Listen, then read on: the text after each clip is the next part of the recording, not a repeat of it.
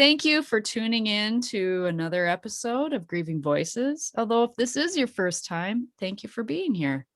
Today, my guest is Dr. Michelle St. Jane. She is the host of the podcast, Life and Leadership, a conscious journey for global leadership and re-emerging leadership. Thank you for being here, Michelle. Oh, I so appreciate you, Victoria, and I'm really grateful for this topic. It's so important. Grief is my jam. I hate to say it like that, but it is. It's been my best friend for many, many, many years. And I thought, I might as well make it my passion and work in this life. So thank you for gracing your presence to my listeners and for sharing your story today. And let's start there. What brings you to Grieving Voices? Well, actually, I think I come from a place where I feel very guided. And Ali Wiesel once advised, whoever survives the test, whatever it may be, must tell the story. That's his or her journey, her duty. And for me, life is a conscious journey. And I've had to survive more than once losing close loved ones in different circumstances.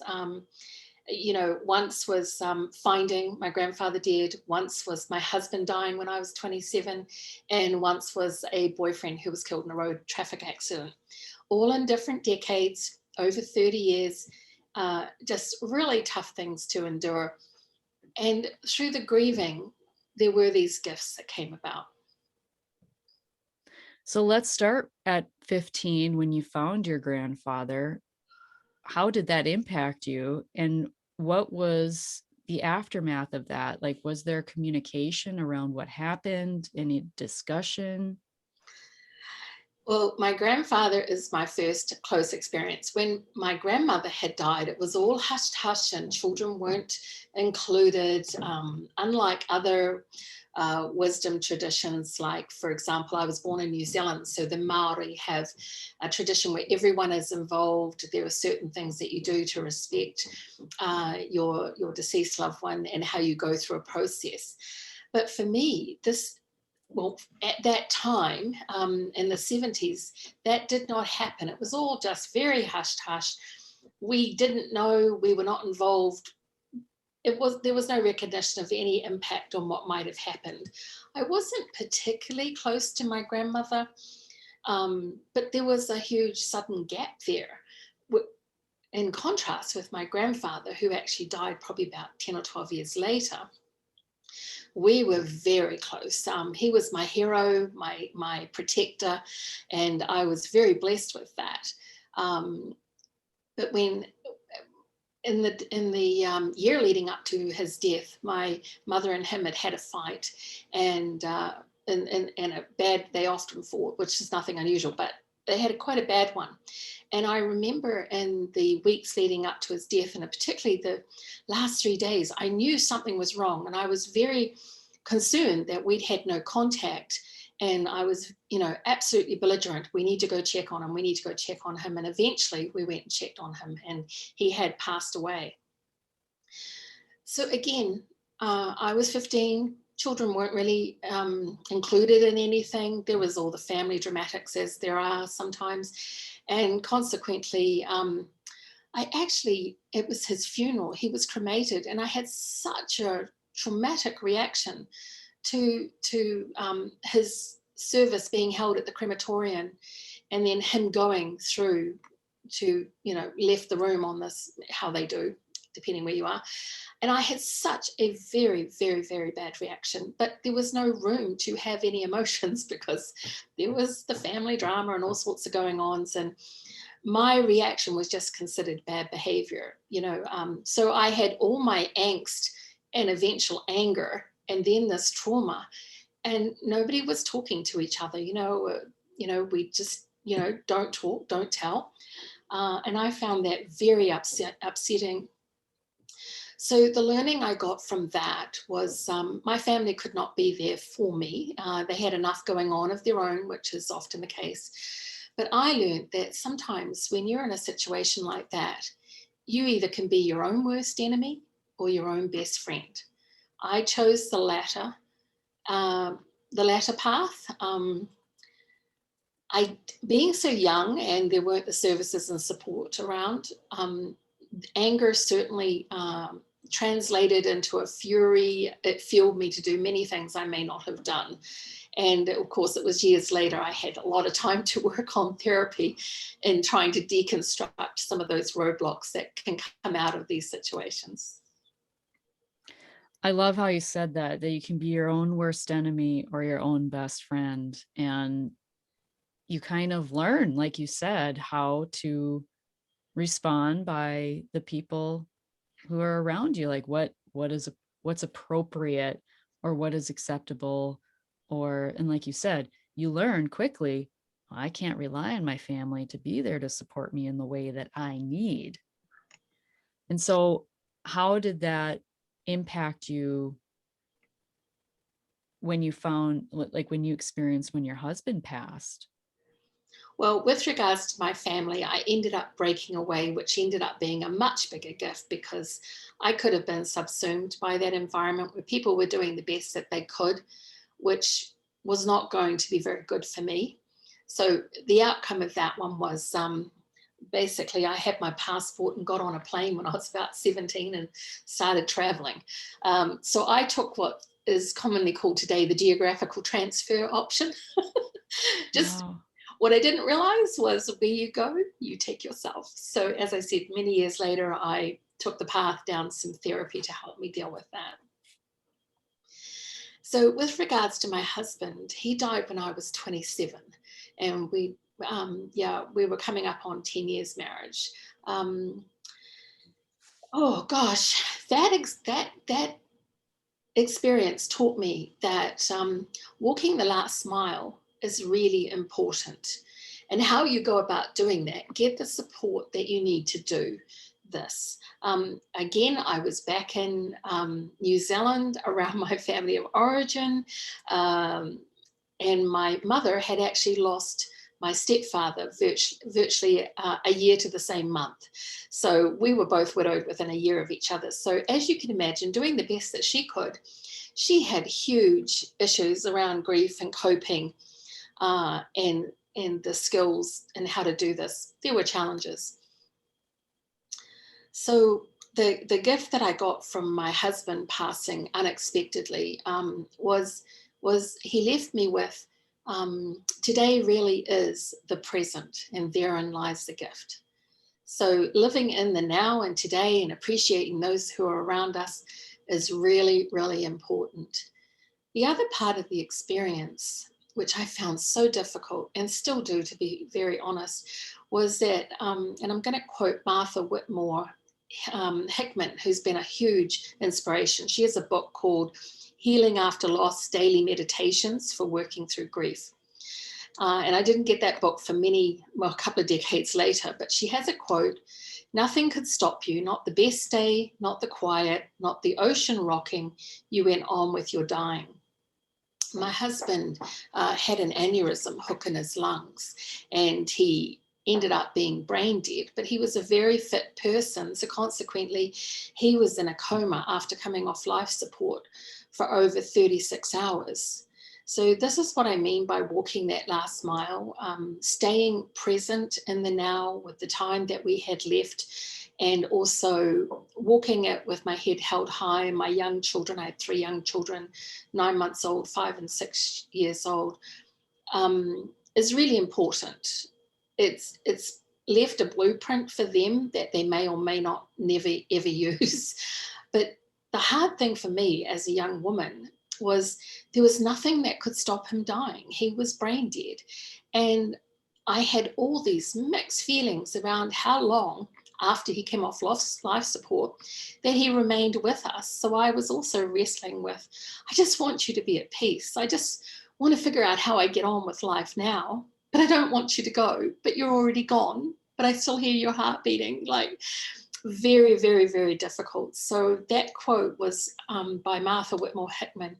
Nothing could stop him. He was going to go. It didn't matter if it was the best day, the quiet day, the ocean continuing to come and go. He went on with his, dying. And that was really, really a struggle for me. The other thing that happened was this was the month of October. And as I mentioned, I was in New Zealand at the time, and it was Halloween. So I remember going with my brother-in-law to get a black tie. He was a bagpiper and he was going to pipe at his funeral. And we walked into a store and this young man came up, the salesperson, and he was so delighted and he was really working on his salesman magic. And when my brother-in-law said he needed a black tie, he flipped into Halloween mode. So I'm sitting there like, I'm going through this awful transition of my husband being gone, the father of my children, my best friend, my lover in my whole life, and I'm going to have to figure out how to go. And this young man is dancing with delight because it's Halloween and someone wants to buy a black tie. So, you know, another quote from Martha Whitmore Hickman, somehow we feel the earth should stop spinning and acknowledge our grief. And I'm standing in that store in this sort of no woman's land thinking, oh, I want to say something to you, but I don't want to say something to you. Ah, not easy, not easy. Yeah. I got chills when you shared that first quote, and the conflicting feelings that you must have felt. And so what were those days? I mean, you express like this, it's almost like you're an alien in your own life. I'm, from how you described it, it's like you don't even know how to be. So how did you manage with 3 young children on top of it? How did you manage that? That is such an insightful question. Well, I thought I'm a widow, so I'm going to go to a widow's support group. They told me to go away. I was too young to be a widow. So I was again like, society was handing me these lovely backhanded slaps. I was like, well, you guys had this experience. I don't quite know what to do with myself. And, had to walk through talking with my children, the funeral, and I had so many mixed feelings. So I did manage to go and see a psychiatrist. Like, I was desperate for help. So I spoke to my husband's doctor and said, I feel like I'm going crazy. So he says, I'll book you in with a psychiatrist. So of course there were these feelings of, oh, do I need one of those? And oh, what happens if I go there? Am I stuck for life? Or oh, blah, blah, blah. What are the judgments going to be? Well, the psychiatrist only saw me once. We chatted about my husband and she said to me, you're going to be okay. She said, you have sat here and shared your favorite memories, your deepest grief, and you have cried so many tears, but you've not stopped smiling. He has left you with so much precious, precious material. You're going to be okay. And the other very valuable advice she gave me for my children, because, a 5-year-old and a 6-year-old immediately look at you and go, well, what if you die? And how do you answer that? Tomorrow is not promised. So she said to me, this psychiatrist in New Zealand, she said to me, if you're okay, your kids will be okay. So do whatever you do, take care of you being okay. And then your kids will be okay. You don't have to do anything more than that. And you certainly don't need to see me again. I didn't resolve finding another group for grief work, but I got about the business of raising my family and figuring out how do you do life when you've lost such a key person who's so central to your well-being and your balance. So following her advice, did you find that to be true?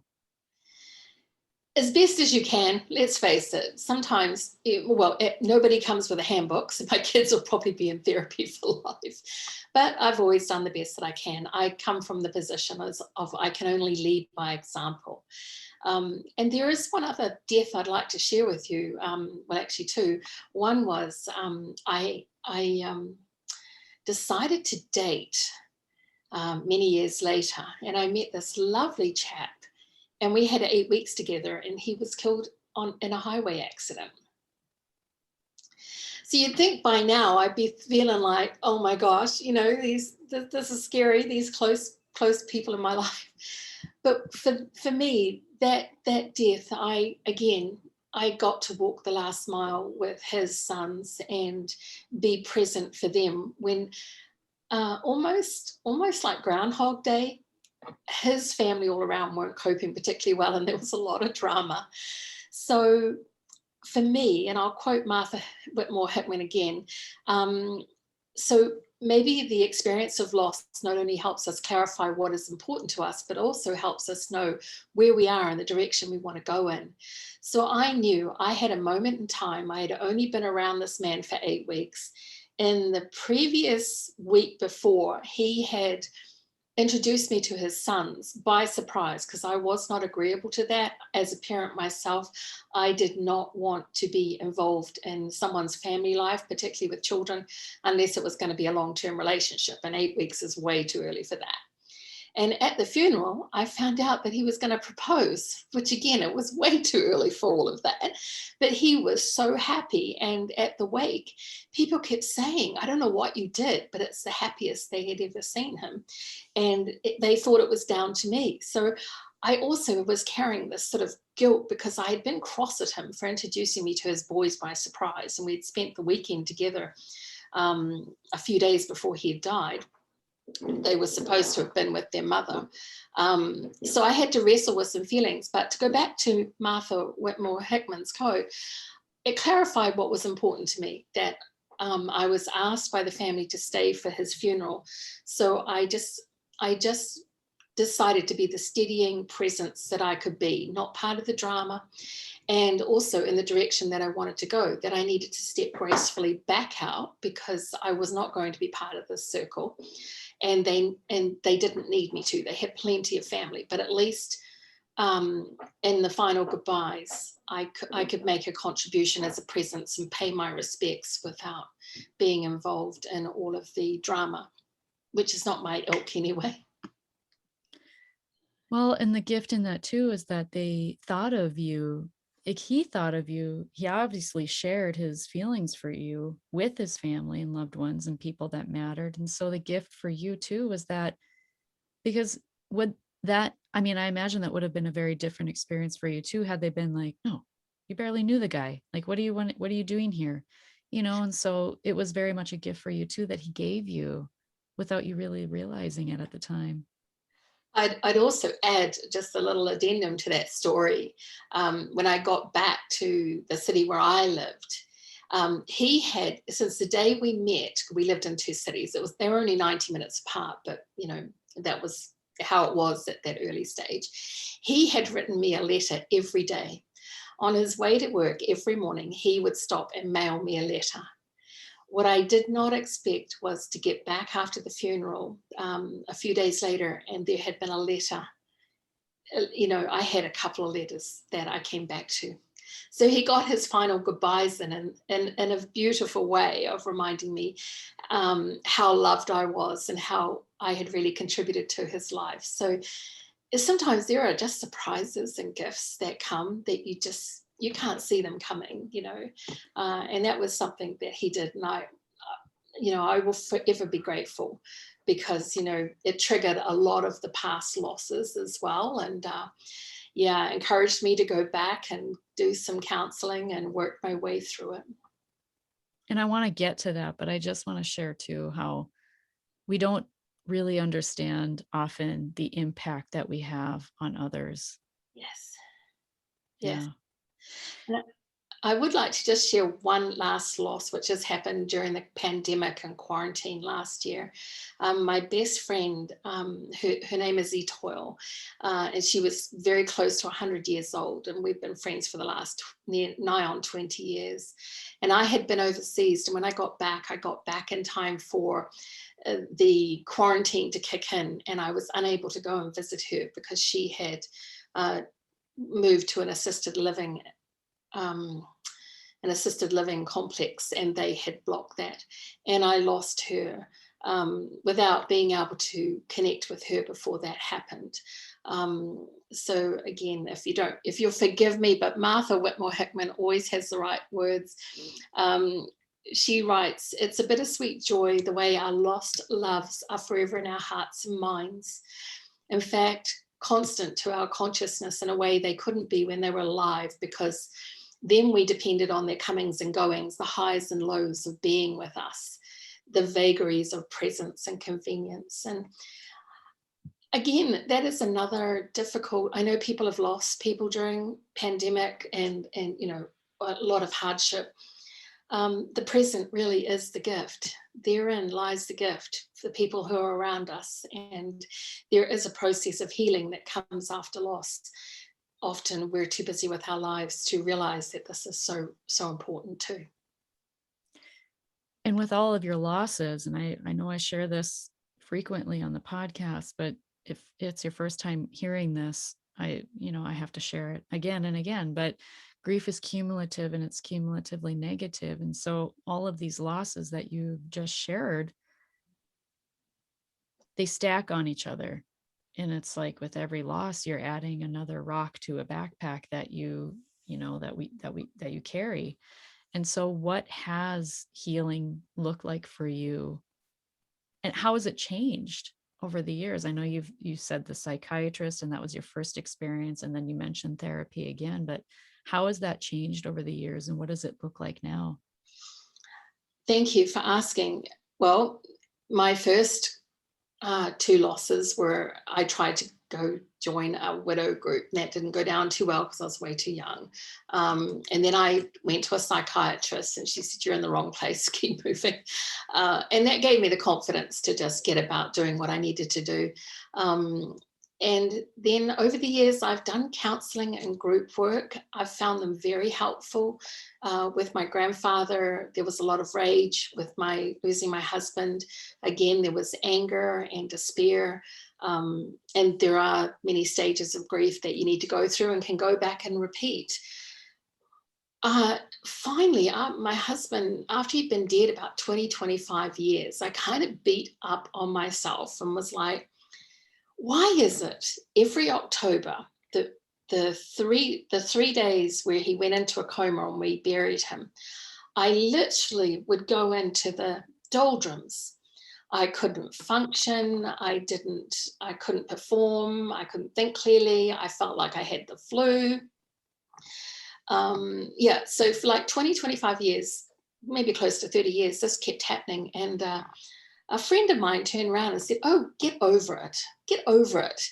You know, and I was like, So I went again into the helping services and found a cat therapist, catatonic art therapy. I'm probably not got the right name, but what I did was I got through her guidance. I got a large canvas, and on the front of the canvas, I took lots of photos that I had photocopied. I photocopied lots of all the photos I could find for the people I'd lost. And on the front of the canvas, I did this beautiful memorial of, the fun things we'd done, the happy pictures. On the back of it, I lined it in black lace and I put all my angry thoughts and everything else. So when it hung on the wall, you could see, for my children and family, you could see the good things that I remembered. But on the back, I put all those other feelings. And that actually, for me, that art therapy was enough to move me out of revisiting like a catatonic event, that 3 days that my husband had died back in the mid-80s. And that was 25 years later. So my friend gave me a gift of a sort of harsh shove, where I went and found somebody else. Fortunately, I was able to say, "Thank you for your thoughts. I can understand you feel that way, but I am having a physical, mental, emotional, spiritual reaction every year, regardless of journaling and doing all the other things." Out of that therapy, I was introduced to Martha Whitmore Hickman's book, Daily Meditations for Working Through Grief. And the reason that's been so instrumental is because it meant, rather than me holding it all together until that October event, it meant every day I did a short reading, started my day, ended my day, some part of my day. I read one of her meditations. I got a chance to check in, feel some feelings, and move on. And I think what my therapist had rightly identified was I just held it together very rigidly until I got to that October, and then I just fell over for 3 days. So of course I wasn't too crazy about doing that every day, but I did. I did it for probably about 10 years, and then I gifted my book forward. So I know it's there. I know it's a way that I can come back to if I have to endure another event like that. I will again look for the gifts and find the right support. So much in that you just shared. Thank you for sharing. I want to circle back to mention two things: the women's support group and you being too young. For the listeners out there, that's hogwash, first of all.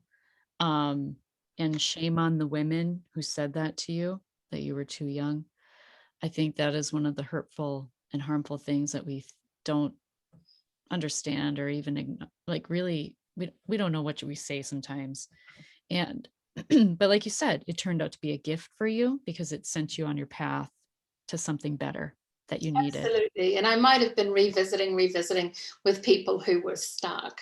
Also, just to add to that, a funny story on the end of that was after my husband died, I went and bought a rinky dink old piano from a secondhand store. I play really badly. And because I'd learned on my grandfather's piano, an out of tune piano sounds perfect to me. And I didn't know better at the time. So Michelle's secret thoughts, embarrassed here. And another thing that I learned was when you lose a partner like that, you don't sleep. So I started playing this piano. My kids would go to bed. I couldn't sleep. So I would start playing this piano. It was October, and my favorite thing to do was to play Christmas music. And I reiterate, I play really badly and on an out of tune piano. Well, it turned out a couple of doors down on either side of my cottage were two widows. So although this grief group had sent me on my way, these two women came and introduced themselves and said, "Are you okay?" And I said, "Why?" They said, "You're playing the piano all night." And I'm like, "Well, why are you up?" And they're like, "Oh, we're widows. Widows don't sleep." And I went, "Oh, is that what the problem is?" And they're looking at me and they're like, "What do you mean?" I'm like, "My husband just died." And they're like, "Oh, keep playing. You'll get better, we hope." But could you tune the piano? And sometimes you Oh, find your grief group or they find you. that's a beautiful illustration of that. And did you become close with these women? I was only there for about 3 or 4 months, and then because that was my family of origin city, I actually moved back to his family in another country with my young children because I knew I wasn't going to make it with the family dynamics and support that I had in New Zealand. So I moved back to where my husband was from with the children, which was actually a very good decision because we got back in time for Christmas. And Christmas was not going to be celebrated by me, but with such a huge extended family, the kids could be enjoying normality, and I had extra support to cope with, loss. Yeah. And that is the big thing I want people to hear too in this, is that you looked for support and you went for, okay, I got to edit this. That Well, wasn't the that's thought I okay. wanted to say. Let me drop in another Martha Whitmore Hickman quote. Basically, sometimes the long view is not what you need. What you need in this moment, without a hostage to the past or the future, is to experience it for itself alone. So I could not do that with my family. There was too much drama, too many secrets, they weren't coping. My stepfather had died only a year before. My mother needed room to grieve and her support system. Yeah, yeah. Yeah, So and sometimes our best support system is not from our family. yes, And yeah. because we all bring our own experiences and our own perceptions and our own stuff, right? And so if they're not, oftentimes, like in grief recovery, we talk about that person for you being a person that's a heart with ears. And often they're not someone that has any skin in our game, which is often family, right? And so I do want to ask, if you don't mind, was that family dynamic with your family dynamic, was that ever repaired? No, and I have to accept the things I cannot change, which is my family of origin. They're doing the best they can with what they have.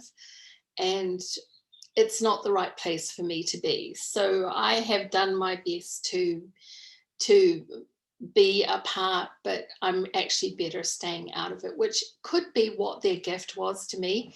You go, rather than being a part of this dysfunction. So for me, I've done the best that I could at this stage. I'm very focused on generations that are coming behind me and continuing to upgrade my best self. Yeah. I like how you said that, upgrade your best self. And there's, I don't know who said it, but there's this quote that, the 5 people that you surround yourself with is a reflection of kind of where you're at in your life. That's not exactly how it goes, but in order to rise above and let the cream rise to the top of who we are and what our potential is, we do need to surround ourselves with people who will lift us up and who will support Absolutely. us. Yeah. Absolutely. In fact, it's interesting you should say that quote, because at the turn of the decade, that was the one I was focusing on. Who am I surrounding myself with? Also, my buzzword is you can go through it, you can grow through it. But for me, at the end of it, I want to be glowing. Let me move from surviving to thriving. Oh, I can't believe you just said that, because I've been saying that on my last few podcasts. I have been. It is. It's about going from surviving to thriving. Like, you don't have to be stuck in this prison of the past. And that's what it is. That's what happens. Our past is our present and it is our future until we address it. And so, what would you say to people who feel like, I don't need to go there. I don't need to dig it up. I don't need to address it. That's in the past. It's done. It's over with. What do you say to that? Each person knows what is right for them. And for me, I always respect that thoughts and feelings are visitors. I welcome them, I listen to what they have to say, and I gift them to move on rather than to keep me trapped in the dialogue of repetitive storytelling. So if you do not feel that you need extra support, then maybe you don't. But if you find yourself saying the same stories over and over again, and every time people see you, you go back to regurgitating the same stories, I suggest you interrupt the stories and get some help. Well, and that just brings me to my point in that we heal in community. We can't heal alone. It's really difficult. Some people might argue that. Maybe you can, but you might have another loss. So you might think you're okay. Here's the caveat of that. You think you're okay. Yeah. You think you're holding it together. You think you're doing all right until Yeah. you have another loss. Mm-hmm. And everything comes back up to the surface again. And you realize, I'm not okay. But the thing is often grief manifests in our bodies and in our lives. And so I want to circle back to that experience you were having every October. It's this, the body knows. The body's always speaking to us. You had this emotional incompleteness that was stuck within your body. And so every October, it was your body, it's this muscle memory, it's this body memory. And until we address that, we exhibit behaviors and symptoms in our, like, our bodies are talking to us. So if we think of ourselves like a tea kettle, we either implode or we explode, right? Mm-hmm. So either we resort to, we might have multiple relationships in a short period of time, or gambling or shopping, or stuff our feelings with food, or not eating to have this sense of control in our lives when we feel out of control in our hearts. Or we might be losing our hair, or having like overall body aches and unexplained migraines and all these physical symptoms that we don't pinpoint to the root and get to the root and understand that grief, that's how grief is impacting us. We don't connect those dots. I didn't for many years. And so what were like the physical, how was grief manifesting in your life? Well, as I shared with my husband, every October, I had 3 days where I couldn't function. And, this was when I was at the height of my career. It really became apparent to me. I couldn't distract myself. I'd book the time off. I'd get a spa. I'd stay home and hide under the covers. I'd go see a counselor, which is how I got to the art therapy. With my grandfather, I just fueled forward. I needed to get out of this family and go live my life and be the best example of who I could be. With my boyfriend who was killed in the highway accident, that was a little harder because I was blessed that a couple of my girlfriends had come up and gone through the funeral with me, so I wasn't on my own. Because he did have an ex-wife who decided to play the widow. So I was caught in this soap opera of drama, and her two little boys were constantly gravitating to me. And I'm like, I don't want to be causing any harm here. That was a little harder. What also complicated things was the fact that his accident on the highway made it on the news.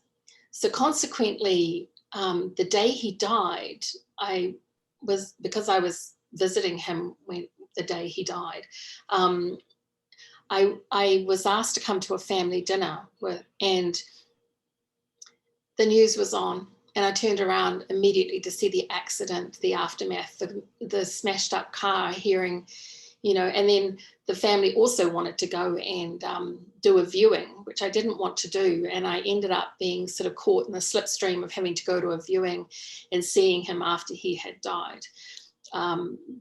Those two things caused another whole big trigger for me that I couldn't deal with at that time. It wasn't the right place.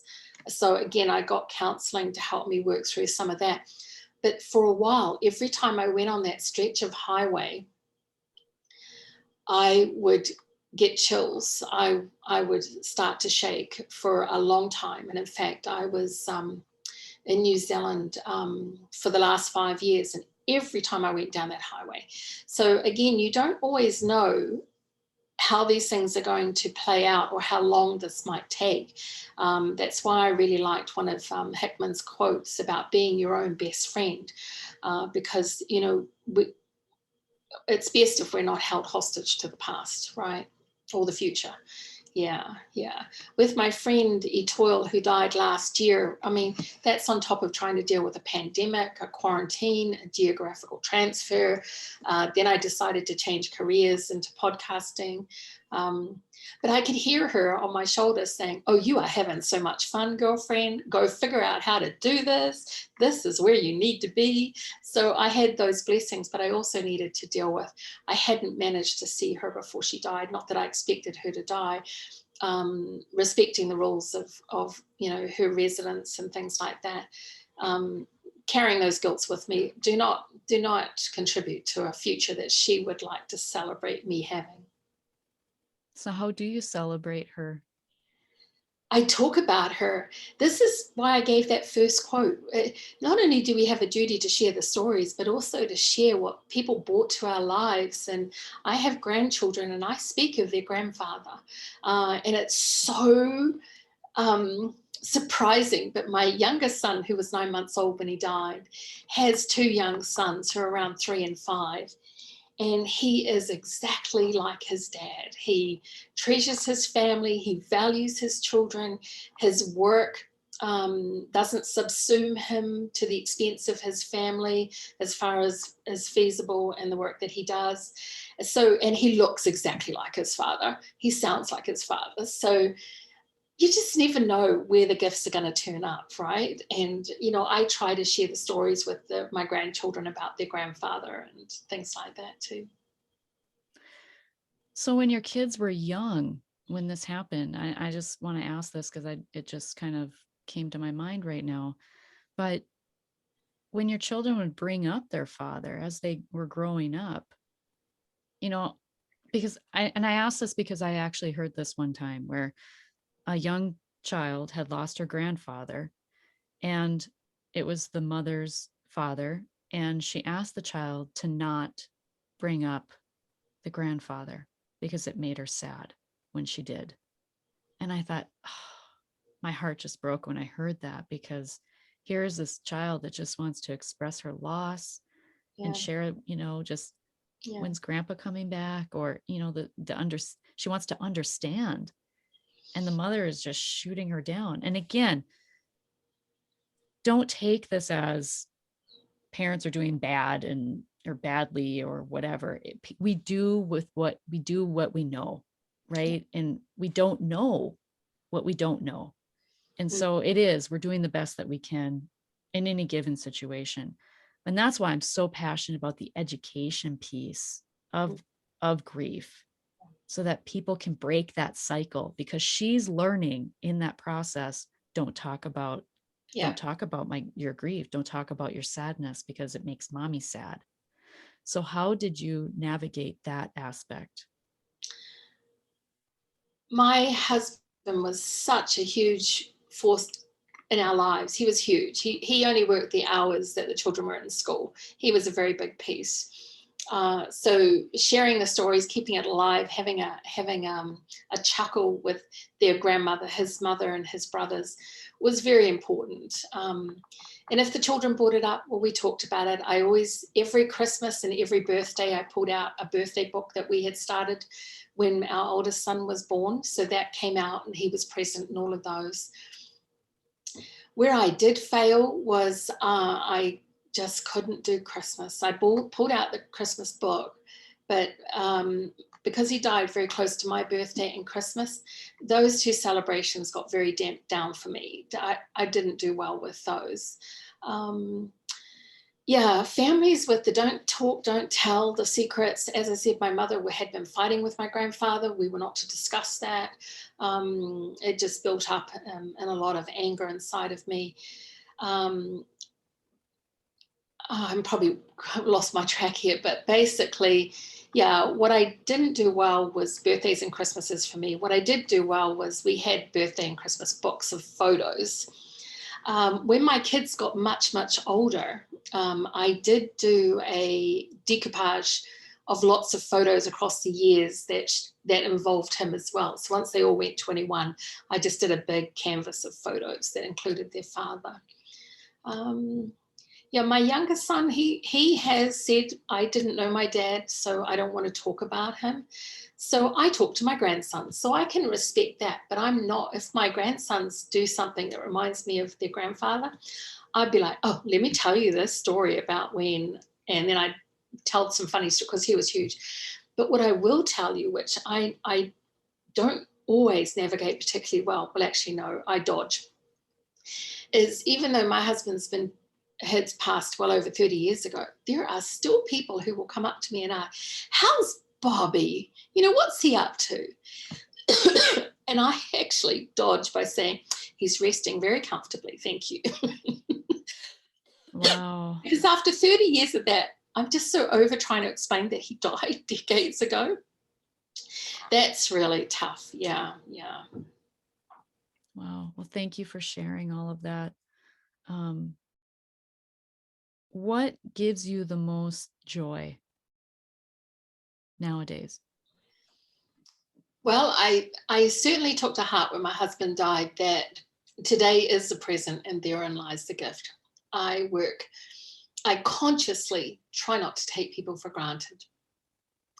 And I also consciously address when I start isolating, because isolation for me is evidence of my dis-ease. So I have to be very aware of that. And of course, with the pandemic and the quarantines and things like that, I can go into cave mode and just, you know, be a little philosopher in my own little cave. So I have to work on things like that. I can relate to that. Yeah, kind of get in your own head then. And that's when we kind of have the committee in our head and we're having conversations with the committee in our head instead of getting it out, and whether that's, for some people, I'm a writer, so that's how I channel a lot of that. But, sometimes you just need a heart with ears, someone that you can just unleash your heart to. I'm the unleashed heart. Um, what is, well, I mean, and that encapsulates a lot. Like that's what grief has taught you.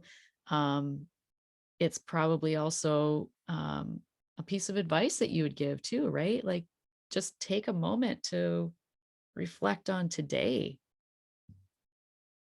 Absolutely. I mean, with my grandfather and my boyfriend suddenly gone, with my husband and my very, very wise older friend, they're not tomorrow's not promised. Yeah. So, what is one tip that you would give a hurting heart today? I am a Martha Whitmore Hickman fan. She has a book called Healing After Loss, Daily Meditations for Working Through Grief. That book has been worth its weight in gold. I did not realize that I was, you know, putting everything in a box for, 11 and a half plus months. So having that with other daily reading books was a huge help. That would be my number one tip. What I didn't get right was there were very long periods where I just shut down and did everything that I had to do and didn't address the grief. I think I liked how you said it's a cumulative. Yeah. Is there anything else you would like to share? I would like to celebrate your presence in the world. This is such an important conversation, and it's not easy to find people to have this with.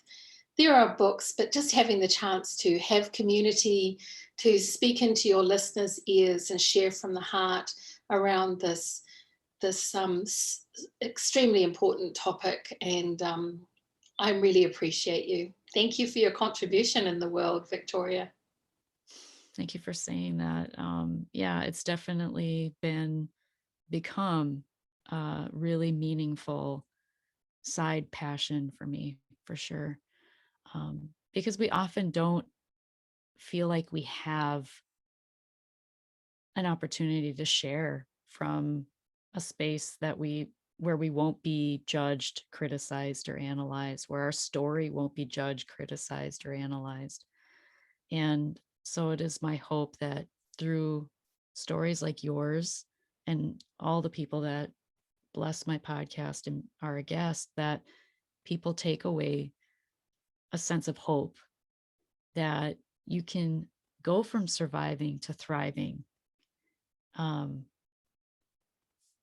I almost think that that needs to be one of my taglines, because I'm passionate about that. It doesn't have to take 30 years for you to wake up to what's possible, really.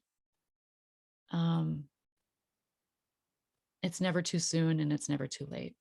Absolutely. And the gifts are in the learning. They're not promised in the first 30 days, the first year, or the first 30 years. They may come. And I think your theme music should be the song I played on the piano for many long nights called Whispering Hope. I'm gonna have to check out that song. Um, thank you. Um, yeah, thank you for your presence. Thank you for sharing your stories. Um, yeah, grief goes on. It's like, and here's another thing I would just want to have a little bit of back and forth about is that the sadness doesn't go away, right? Like you're not never going to be sad that that person isn't in your life, that your husband isn't in your life, that the lover you had after him isn't in your life, that your friend, your grandfather, like that sadness that we experience and feel, that never goes away. I don't care how enlightened or woke, I mean, that's kind of a buzzword now, or how much healing you've done. I feel like I have come leaps and bounds from where I was in my 20s, but the seat is always empty and that sadness is always there. But it's recovery from my aspect of as a grief recovery specialist. Recovery isn't about forgetting or condoning or letting go, really. I actually got the tattoo on my wrist, let go and let God. Like, I just wanted to let it go and give it to God. And that wasn't working. I got a tattoo and it's like, that didn't work. I didn't take action. Like there's action. It's pray and move your feet. It's not just pray, it's pray and move your feet. I don't care, whatever your religious beliefs are, it doesn't matter. It's action. And that's what helps us get out of that sorrow, the deep sorrow that's preventing you from moving forward. Absolutely. You've got to make the path by walking. Nobody can tell you how it can be done. It's an experience. And your words remind me that the desert doesn't flower without the rain. Mm. So you can go through it, grow through it, and quite frankly, start aiming to glow, get back into the joy of life. A life well lived is the perfect reward for, acknowledging those who've gone before and you've grown on their shoulders, but also you don't give up on life yourself. Yeah, and like another guest had said, she felt like she was living a half life, Mm. and that's not a life, right? So thank you so much for sharing. I'll give you the final word. Anything else you want to share? Change the things you can, and that's yourself, not Mm, anyone else. Change the things you can. Make the path by walking. I love that. And where can people find you if they'd like to connect with you? LinkedIn, Facebook, Instagram. Do you do show notes? Perhaps they can just be added into the show notes. I do show notes, but where's your favorite place to be? Where can people find you the most? The most would be LinkedIn, and that's Okay. just under my name, Michelle St. Jane. And yep, there's a website with the podcasts on it. So I'm looking forward to guesting you next. Sounds awesome. And I will put all of the links in the show notes, including the reference to that book, and anything else that she has shared for contacting her in the podcast as well. And I look forward to being on your podcast again. That podcast is Life and Leadership, a Conscious Journey. And so, yeah, thank you for listening. And remember, when you unleash your heart, you unleash your life. Much love.